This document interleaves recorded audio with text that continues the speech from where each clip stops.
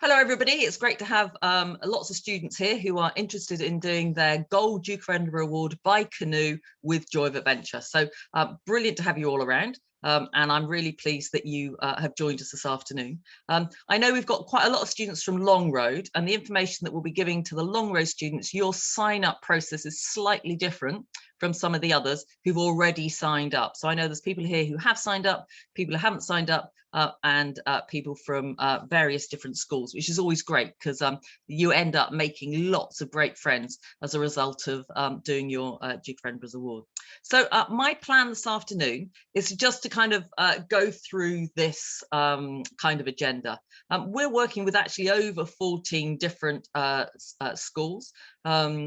And we've been doing Joy of Adventure for the last 10 years. I've been doing stuff in the outdoors since I did my gold when I first started teaching. So I'm going to talk to you about who I am and who the staff are. I had hoped that we got some students to join us, but unless they manage to come in later, I won't have the ex-students. We'll talk about who we are. We'll explain about what an AAP is. We'll then talk about the 20 conditions. I know lots of you have done your bronze and silver, so you'll know all about the 20 conditions, maybe. We'll talk about the training options and the assessed options, and then how to book, and then we'll talk about any questions in the chat box. So just to give you a bit of my background, I started off life as a science teacher, and in my first school, the head said to me, "Hey Joy, do you fancy running DofE?" I just thought that was fantastic. What a great way to get to know students out of the classroom. I realized I was young enough, so I then did my gold at the same time as running it in the school. I'd rowed when I was at university, so I learnt to scull for my physical. I'd done some sewing before, so I then learnt to do I'd always wanted to make wedding dresses, so I made a wedding dress for my skill.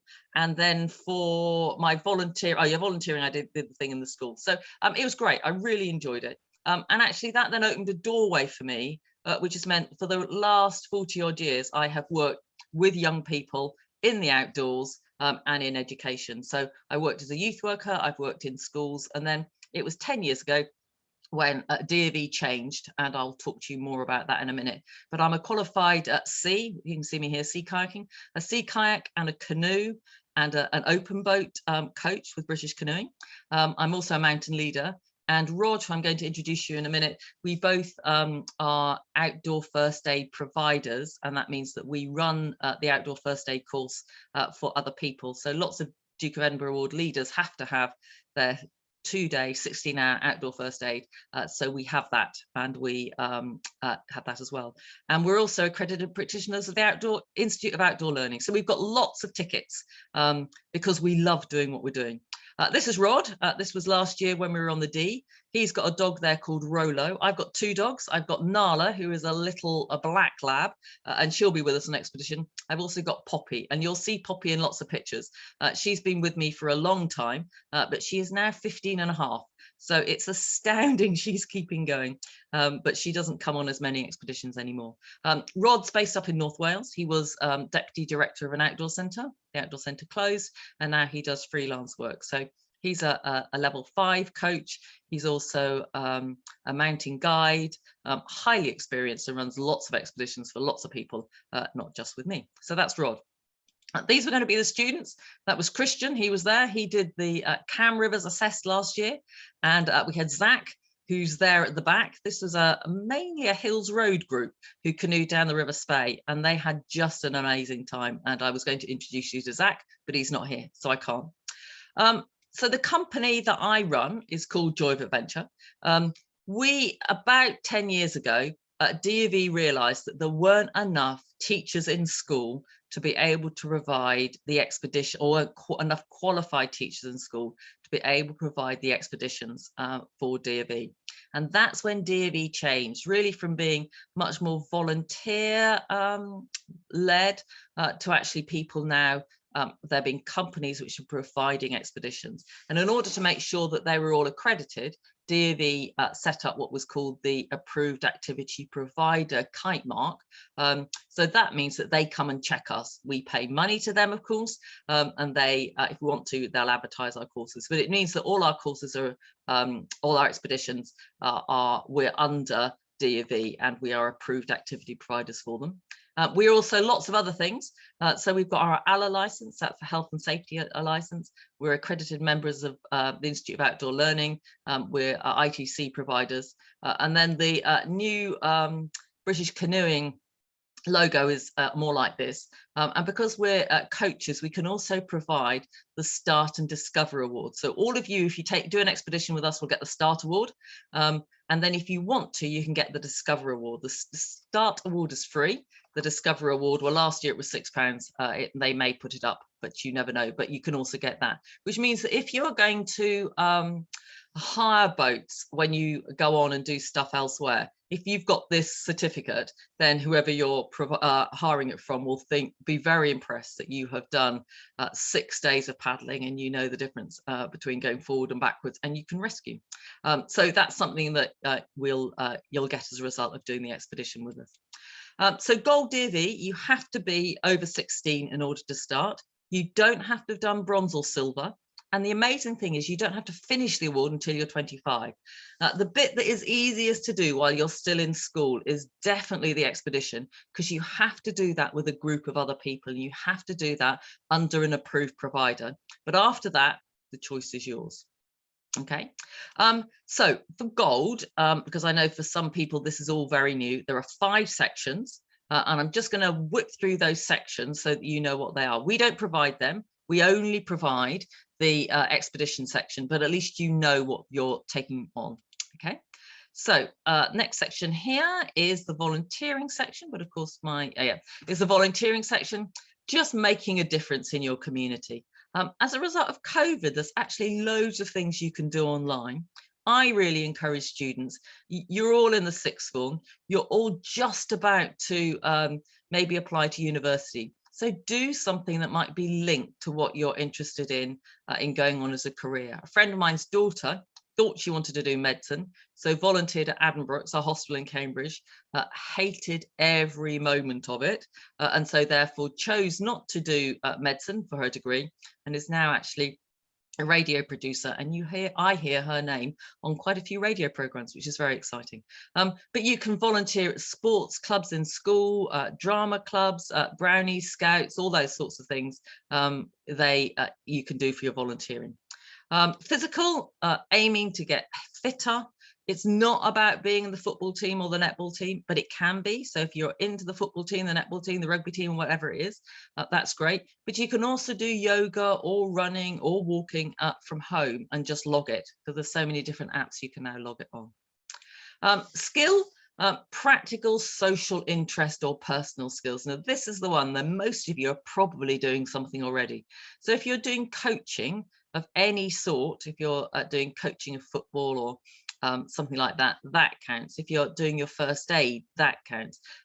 If you are doing music or drama, that's a skill and that counts.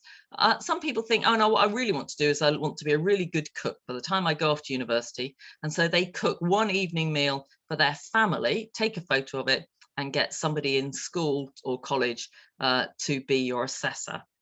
So really it's up to you. Really encourage you to do something you really enjoy, because that's what's important. Residential, often students find this one quite difficult to do. You need to go away with majority of people you don't know, doing something that's going to make a difference as a group, or learning something. And certainly last year it had to be approved by your DofE manager. So you can't just go and do something and think it will work. Get it approved, because there was a group of people who thought they'd done their residential and had already hit 25. And then when it went to be approved by DofE in Windsor, they didn't approve it. So the residential is a really great opportunity to go off and do something, but do get it checked before you go. Here are some of them. National citizenship, if that's still running, that's a really easy way to get it done, because you have great fun. It only costs 50 quid and you get your residential at the same time. Helping on kids' summer camps. That's a great one. You make a real difference. As somebody who runs kids summer camps, having competent gold DofEers there is just wonderful. There are cooking courses. There's all sorts of courses you can do. Driving. So for your skill, lots of you are learning to drive. That also counts. You can do a 5-day driving course, residential, and that would be a residential. So lots and lots of things. But again, do something that you'll really enjoy and something that will make a difference. Okay, and you can learn in the process. Expedition. Now that's the bit that everybody thinks all DofE is about. I think it's the bit that everybody remembers, the good bits, the bad bits, and there will be hard bits. There's no way that you can do a 4 or a 5-day journey and not get stroppy at some stage or tired or frustrated. But the memories you make will last a lifetime. What's the aim? To inspire young people to develop initiative, a sense of adventure in discovering and planning and training for and completing an adventurous journey as part of a team. Okay, that's the plan. The minimum time for gold, the assessed gold expedition, is 4 days and 3 nights, and you need to do 8 hours of activity, of which 5 must be journeying. Obviously, canoeing, we're limited by where the campsites are. And technically, it needs to be in wild country because we're still under COVID rules from DofE. That's where the Cam Rivers, which actually some places that are quite wild, still counts. Okay. So from A Joy of Adventure, our aim is that we inspire you to go on journeys. We want this to be the first of many adventures that you go on. And we also want the expedition to be safe, secure and social, so that when you go off on your own on your next one, you'll also be safe, secure and have great fun. So the first of many expeditions is our aim, and that you learn loads as you go. DofE has 20 conditions, the expedition 20 conditions, and for any assessed expedition, that's what the assessor is going to assess you on. So it doesn't matter if you get up late or you arrive late, but it does matter if you keep to the 20 conditions. So both for students and parents, I just want to go through a few of these. You and your team must plan and organise the expedition and describe the role you played. So I've just had a long email from a group that's going to the River Spey, and they've called themselves Joy's Boys, and they wanted to check that their travel arrangements were all going to work with the canoeing. Which was great. And because they're going to fly up to Inverness to start with, they wanted to make sure that I was going to be able to look after their rucksacks while they're canoeing down the river. So that's great. So that the young person who's been emailing me has definitely got his team planning and organising. The rest of the group I've not heard from, doesn't matter at the moment, but they're going to have to describe the role they've played when they talk to the assessor at when they're doing their assessed expedition.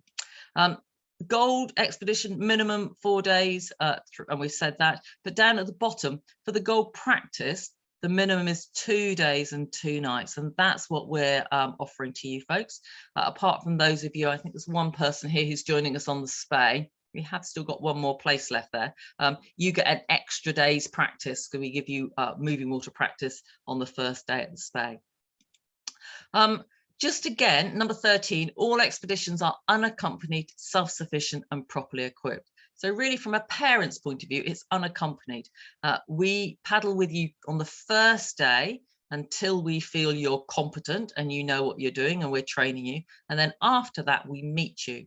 The only other thing would be that on the River Spey particularly, we do accompany you on the bits that are just where we feel you need it. So there's 2 sections, both the washing machine and knock and do, which are just out of the skill level that we think we can train you to. And so we support you going down there. You're self-sufficient. That means everything you put into those barrels is all that you have for those 2 days or 4 days, and you must be properly equipped. The reason for that is if you're warm and dry, you're happy and you're not going to be a danger to yourself or the rest of your group. We've never had it, but I guess it's for us to say now, if you arrive an expedition and you're not properly equipped and you can't get a parent to come and sort you out or someone to sort you out, then we might not be able to allow you to continue because we don't want you to get into trouble. Teams must possess the necessary fitness, first aid, expedition skills to complete the expedition safely. So fitness is up to you. So you can see these girls lifting boats. We always have 4 people lifting boats, so that makes it much easier. There is a lot of hunking boats up and down, but I think it's easier than having a rucksack on all the time. All of you, I think, know about the first aid training. So you do first aid training online to start with, and then we train you on the first day of the training. And then expedition skills, that happens when you come on the training day in Easter. And it's at the end of your practice expedition that we're able to say to you, yes, we think you're competent to go off and do your assessed expedition. We do, so here, group mobile phone policy. Our mobile phone policy is that in the group, you can have 2 emergency mobile phones. One of the emergencies is an emergency, as in a backup emergency phone. And that is in the bottom of the barrel and it's turned off, fully charged. The other one is only, the only people you communicate with is us, so whoever the staff are, and it's only in case of emergency. And that's where it's really hard because you're using your phones all the time normally. So you get a 2-day or a 4-day phone-free experience. People pay lots of money for that. So you'll get a phone-free experience and you mustn't use your phone, okay? And you need as a group to help each other, not just to check your social media account while you're at it. We did have one group where I wasn't actually on the expedition, Rod was with them, and I was posting photos. And I then saw that somebody who was on the expedition had liked one of the photos. So I messaged Rod and he had a quick word with them. Okay, so just be really, really careful. You should plan and cook appropriate food each day. Yep, we'll talk to you more about cooking, but it is appropriate food. So it's not it's not pot noodles. It has to be enough food to keep you going, and also food that's going to not pollute the environment at the same time with the plastic. So that's the 20 conditions. Talking now about the training. So we are offering the training and the practice in East Anglia over Easter. The dates you've all got, we've had 2 sets of dates. So the first set of dates is now full. So the second lot of dates are from it's the 5th, 6th and 7th of April. So that's where the expeditions are going to take place. Okay, the assessed expeditions, we've either got the East Anglia rivers or we've got 2 places left in Scotland. Unfortunately, Sweden, we haven't had enough people sign up, so we aren't able to offer the Sweden option. Pre-expedition training is already starting. So lots of people signed up in September and October, and they've already begun some of their training.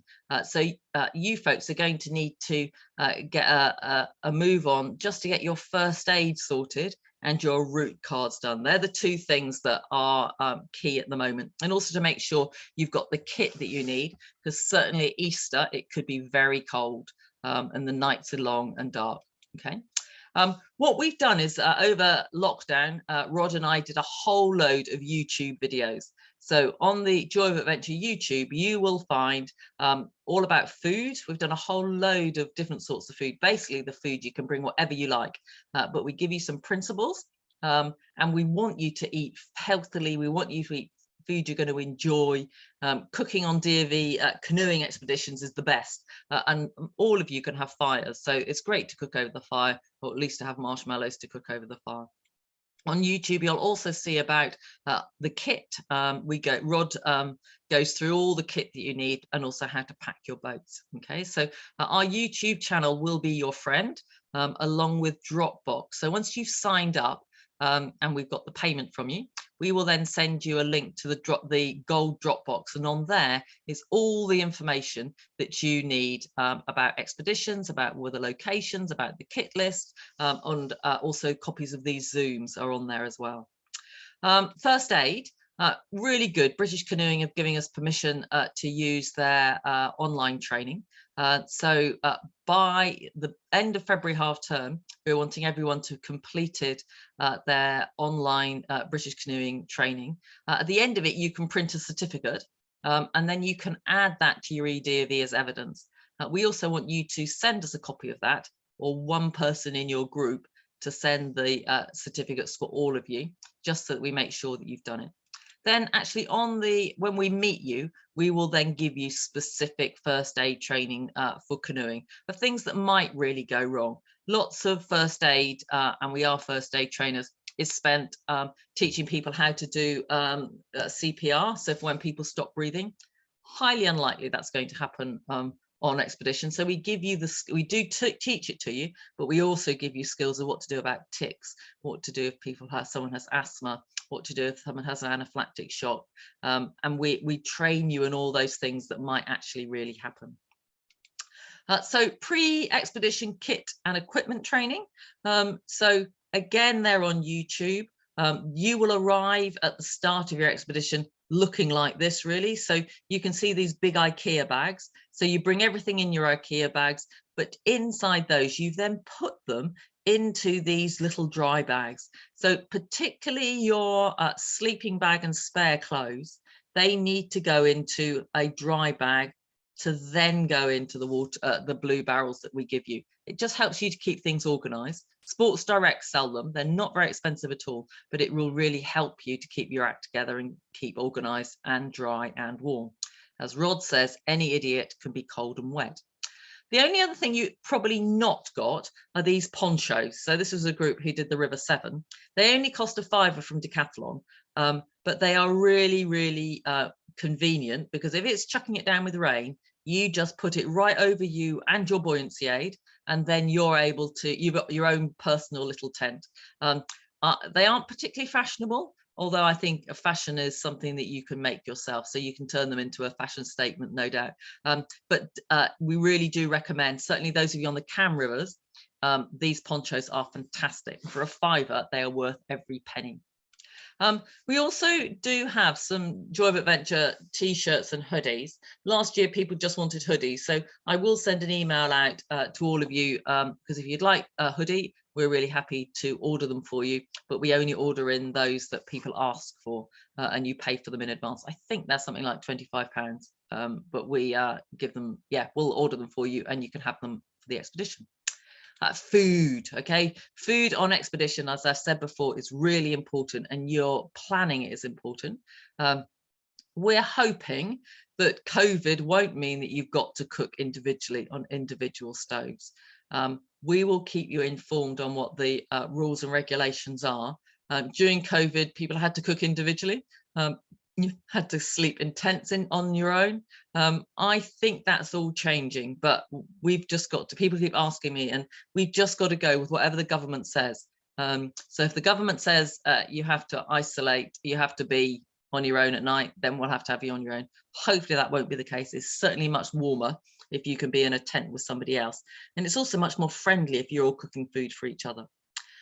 Every expedition has to have an aim, and that's the one that often people find quite difficult to sort out. You definitely want to have something that you can easily do a presentation on. So something where you can take photos of. So this was a group who did an art one. We've had a group do yoga going downriver. We've had a group collect litter. That's actually not quite such a good one there, basically because there's so much less litter in the river. Wildlife people have done. People have also assessed the water quality as they've gone downriver, and there's a lot in the media about water quality at the moment. So if any of you are doing science, in fact, the long road students, you could always talk to your DofE leader on that one, because actually assessing the water quality as you go downriver at different points could be a really interesting one to do. So that's another thing that you've just got to think about before your expedition starts. Talking about COVID and COVID procedures, we have got we're good to go Visit England Kite Mark, which means that we've thought it all through, and we will keep letting you know. So hand washing, and well, I was very pleased when I measured the canoes and they're 2 meters apart. Being outdoors, there's much less risk. But we did get people to take lateral flows before they came. But all those sorts of things, we would just follow whatever the government tells us to do, and then we'll ask you to do exactly the same. So that's the COVID stuff. Now we get on to the interesting bit, the expeditions. So gold practice, training and practice takes a place called Hopwold-cum-Wilton. It's on the River Wissey, which is a really, really beautiful river. It's a chalk stream river up on the Norfolk-Suffolk border. And Nicola and Charles, who are the farmer, they let us stay on their field. So this is their cow field. They let us stay on the field and let us use the river from there. So it's a private site. Nobody else uses it. It's just us. This is Rod teaching a group of golds right at the beginning how to all about boats. So we don't expect you to have canoed beforehand. If you have, fantastic, because you can always develop those skills, but you don't have to. You can see they're really stable. So these girls had never paddled before. At the moment, they got both the paddles on the same side. They'll end up being on one side, one on the other. But we'll teach you the paddle skills.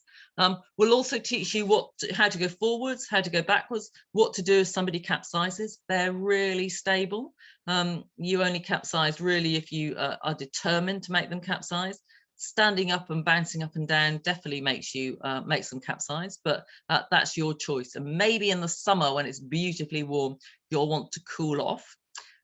So just talking about that now, we don't allow people to go swimming, but we do let you cool off. And the difference is if you're cooling off, you're wearing a buoyancy aid. That's the only rule that we have seriously. If you don't wear your buoyancy aid when you're near the water or in the boat, then we have to ring your parents and they will have to come and collect you because we can't risk you not having a buoyancy aid on and something going wrong. So on that first day, we'll talk to you about your equipment and packing it and how you pack it. How do you get all your crud into one of these blue barrels? Because that's what you're going to need to do. We'll also talk to you about stove safety and hygiene. In fact, we'll talk to you about stoves beforehand because we are only going to allow people to have these Trangia type stoves or the gas stoves. We don't want people to have meth stoves, nor do we want to have people to have stoves where you screw in the cooker part onto the top of the gas tube because they've become really unstable. We had 2 people last year who burnt themselves, and we don't want that to happen again. So that all happens on the first day of the training. Then in the evening, you go for a walk, and then you just go off and paddle, and you practice paddling up and down the river and just enjoying being on the river. Then you'll camp. Hopefully you'll get to camp next to the river because that's always magical. So this is the hot bowl campsite, and the mist rises, and opposite you there's a kingfisher. It's beautiful. It's really lovely. Next day you'll set off downriver. So you go down the Little Ouse and you end up at Millennium Wood. Little Ouse is really pretty. This is partway down. I camped here last year, actually. And you end up then down at the bottom where you have your only navigational challenge of the day. And you need to make sure you turn south instead of north.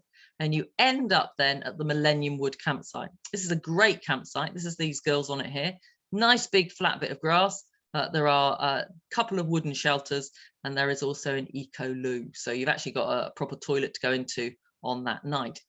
You'll set up your tents, you'll cook your food, and then the next day you will go off down the Great Ouse, and you then end up at going up the Wissey, and then up to a place called Wissington.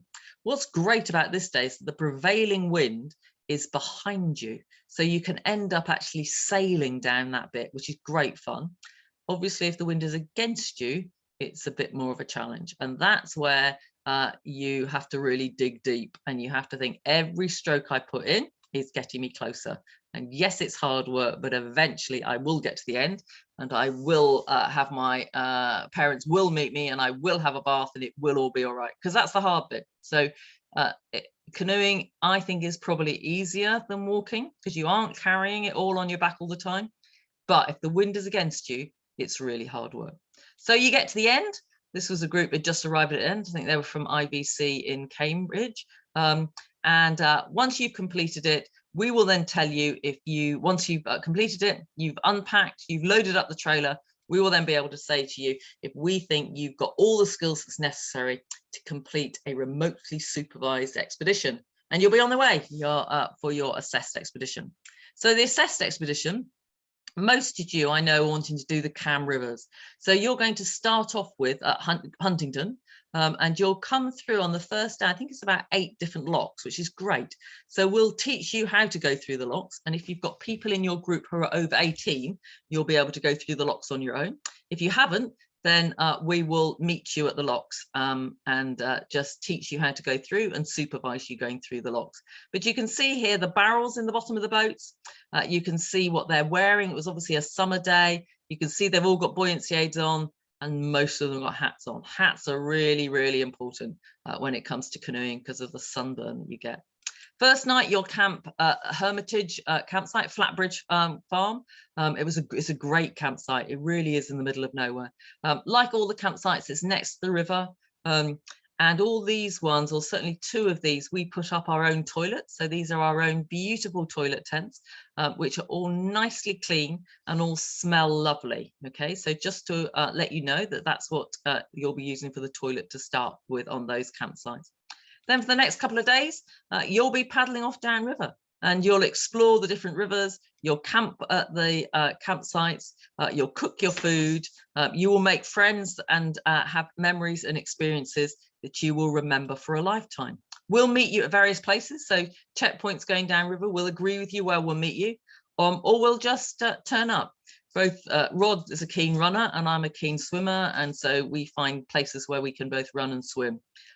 It's a really hard life. This was a guy from IBC as well, at one of the locks that we were going through. It's great. You have a really, really good time when the sun is shining. When it's raining, it's more of a challenge. And certainly you make friends. So this was a group, none of them knew each other. And by the end, they were the ones who said, we've gone from being strangers to having made friends that will last a lifetime, which is just fantastic. And they were a really great group. So at the end of it, you'll end up, having gone down to Denver Slough, you'll then end up in Norfolk on the River Wissey. And we will then, if you have completed your 20 conditions and the assessor has agreed, we will then make sure that you get your assessor's reports. Your presentation, probably you'll do in your college, because it's much better if you can do your presentation after you've got time to prepare it, rather than doing it straight away. I know there's a couple of people on the call who are doing the River Spey, so I'm just going to whip through this section. The River Spey is an amazing river. It's one of the top, I think there's 4 top rivers in the country for open boating, and the Spey is one of those 4. We start at Loch Inch, which is a beautiful loch right at the top. We had hoped that we were going to be camping there, but they're not letting us do that now. You organise your own travel up to Scotland. And you as a group sort that out, which is what I've said to you. One group last year flew, we've got a group this year flying, but others came by bus and others came by train. And it was an adventure, which they won't forget, because one of them had their train cancelled, and it was just good. They problem solved it and they worked it out as they went. So you'll be camping at Aviemore campsite to start with. We'll tell you about that and you organise paying for that. I've got a good deal on that one for you. The first day, you will, without the stuff in your boats, go from Loch Inch down to Aviemore, okay? And you can see this is a bit of it. You're starting in the mountains. You won't have your kit in your boats, and we'll teach you how to use moving water. So this group here, or absolutely, in fact, the girl here, she was absolutely petrified of moving water. So I said to her when we started, why on earth are you doing it? She said, well, my friends are doing it, so I had to do it. By the end, the bit they enjoyed most were the big rapids. So the next day, you will set off down the Spey, all right, with all your kit. You'll camp at different campsites as you go down. One campsite's an official campsite, and then the other 2 are wild campsites. So you don't have to pay for them, but we do provide you with the toilets. This was a group last year who it was hot and they just got into the river and they just had great fun doing racing games, running up and down the river, trying to get upriver against the flow, and the noise and the laughter was just fantastic. Day 2 is where you then hit the rapid that's called the washing machine. So we're able to get out and have a look at it beforehand. Some students decided they didn't want to go through, and so they walked around. Other students decided they wanted to go in a boat with Rod or with me, so we took them down. Other students thought, yeah, I'm going to do it, and they all did it, and none of them capsized, but I did. So that was most unfortunate. But the washing machine, it's just a fun rapid. Obviously, the river goes up and down, and it does depend how high the river is as to what the washing machine looks like. The second rapid there is the rapid that's called Knockandoo, and it's more of a swirly rapid with breakouts on either side of it. And again, we'll guide you down through those rapids. There's nothing that people can't do, certainly by the end of the second day, but you can see it's a very different river from the Cam rivers. And then you're off down the River Spey, and you end up on day 4 down at Spey Bay, where you've hit the sea. So you've gone from the mountains to the sea in 4 days. So for all of you who've completed your expeditions with us, we'll definitely get your start award, and if you want your Discover award, you can certainly we'll certainly sort you out getting your certificate if you pay us the money. So just a few practical things now. Parents, I know we've got a couple of parents on this call. Parents are really, really, really important, and as students, my guess is you are dependent on them to fund your expedition, okay? But it is your award and not your parents' award. So we want to hear from you and not from your parents, okay? So they shouldn't be the ones checking on us on what the time is, or where we're starting from, or what food's needed, or when's the route cards meant to be in. We'll give you all that information. Parents, we want them to allow you to take responsibility, right? Now, for parents, that's quite scary because for a long time, they've been taking responsibility for you, but we really do want you to take responsibility. It's your award and not parents. It's not your parents' gold, right? It's your gold. So you need to be the one to email us and not parents, but we want you to thank your parents for facilitating you and being able to do this, okay? But the key thing is it's you that we communicate with. We copy parents in, but it's only so they have the information. Groups, most of you are telling me which groups you want to be in. If you've come from one school, we'll put you all together. So certainly the Long Road folks, you'll all be in a group together. The Judd School, you'll be on a group together. We've got some people who signed up on their own, which is amazing. People who sign up to do expeditions on their own, I just think are on another level. It's fantastic. So we'll put you within groups, and then we'll share all the emails with you so that you know what group number you're in, and you can then communicate with everybody. Most people set up some sort of social media means of communication, so that's the easiest thing to do, but we'll talk to you about groups. And it's then one person in the group who will then be responsible for sending me the route cards and also sending me all the first aid proofs. Yeah, talking about friendship groups, we'll put you into friendship groups. You'll tell us what your friendship groups are and we'll put you into them. But don't be afraid of going from strangers to friends. This group didn't know each other, and by the end of it, friends for life. We've got a Facebook page, and I'm really aware that students don't often use it. We have got an Instagram account. I'm not very good at putting pictures on there, but certainly the Facebook page, if you go back and have a look on that page, you'll be able to see photos of loads and loads of that we've taken of loads and loads of gold expeditions, and you'll just get a feel of what it's like to come on an expedition with us. So nearly there, 2 more slides. What's the process now? If you have not sent us in your booking form, so that's the Word document that you email through to us, that's the first thing you need to do. You also need to complete a Google form. That's because if I type in your phone number, I'm dyslexic, I'm bound to get it wrong. So it's much easier for me if you fill out the Google form, and then we use that while we're on expedition. You need to organise your initial payment. So if you're not from Long Road, your initial payment comes directly to me. Long Road folks, we're just sorting out how your payment's going to be made. Hopefully it will be able to go through the college, because then you can get it cheaper.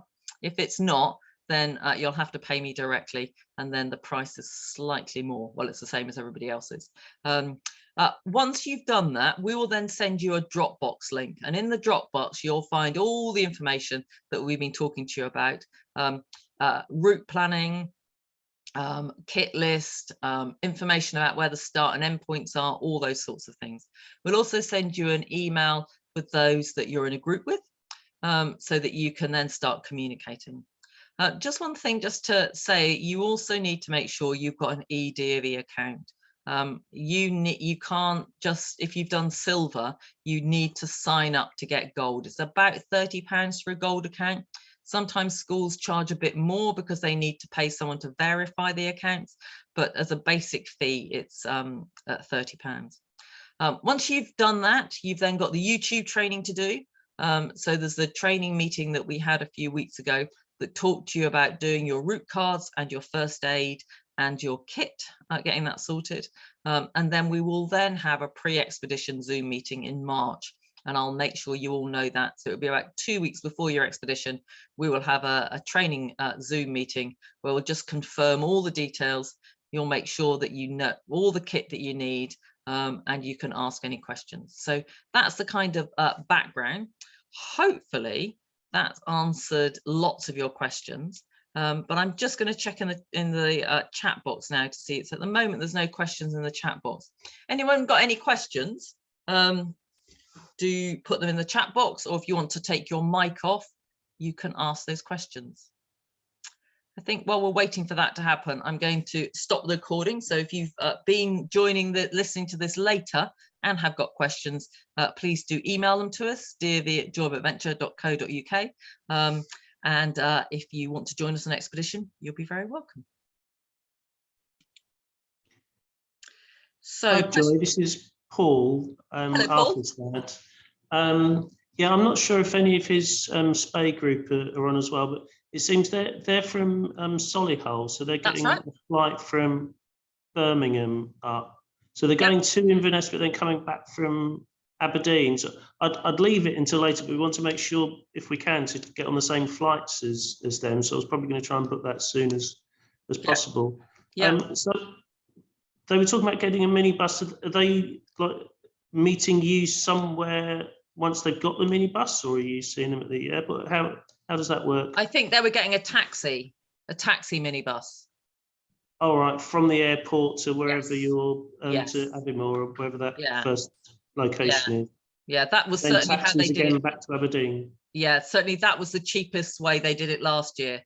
They organised a taxi. So Aviemore taxis are very good, and they've got some big taxis, and just come and pick them up.